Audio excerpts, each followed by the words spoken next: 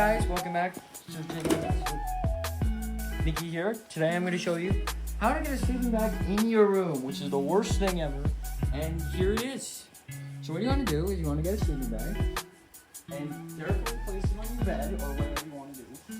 Well, I'm going to be sleeping in this for the whole summer. And you want to go get your pillows, stuffies, whatever. Just think of it as a little like bed for you, but like I like to sleep in there, so like don't have to get waking up at 2 a.m. I can just keep myself warm in the winter. Anyway, so I'll show you what's inside. Anyway, so it's just a basic sleeping bag.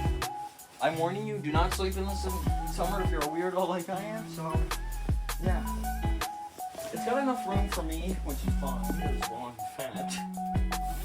Anyway, so yeah, here you go. This is what I'll be sleeping in for the rest of the summer and probably the rest of the winter.